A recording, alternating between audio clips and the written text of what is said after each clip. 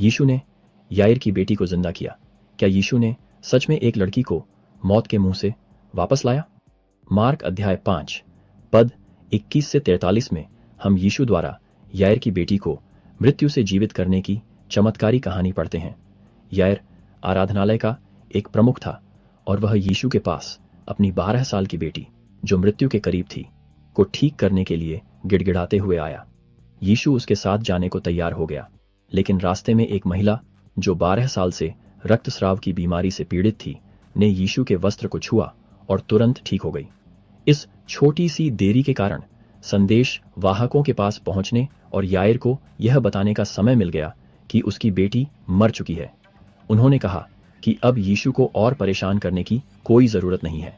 हालांकि यीशु ने याईर को यह कहते हुए प्रोत्साहित किया, डरो मत, केवल विश्वास रखो। वह पतरस, याकूब और यूहन्ना को अपने साथ लेकर याईर के घर गया।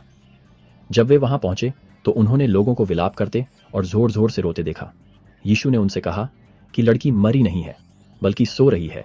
लेकिन यह जानते हुए कि वह मर चुकी है, वे उस पर हंसे।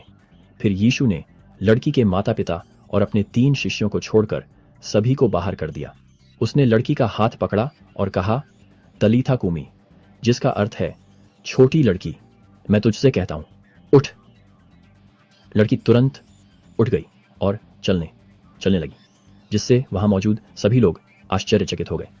फिर यीशु ने उन्हें उसे कुछ खाने को देने का निर्देश दिया और उनसे कहा कि वे इस चमत्कार की खबर न फैलाएं। यह कहानी जीवन और मृत्यु पर यीशु की दिव्य शक्ति को शक्तिशाली ढंग से प्रदर्शित करती है। यह हमें विश्वास के बारे में भी सिखाती है, क्योंकि याईर को यीशु पर तब भी भरोसा करना पड़ा जब सब कुछ खोया हुआ लग रहा था।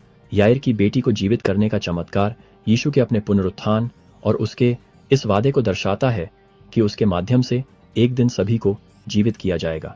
यह वृत्तांत इस बात का प्रमाण है कि यीशु के साथ कुछ भी असंभव नहीं है और उस पर विश्वास मृत्यु के सामने भी आशा लाता है।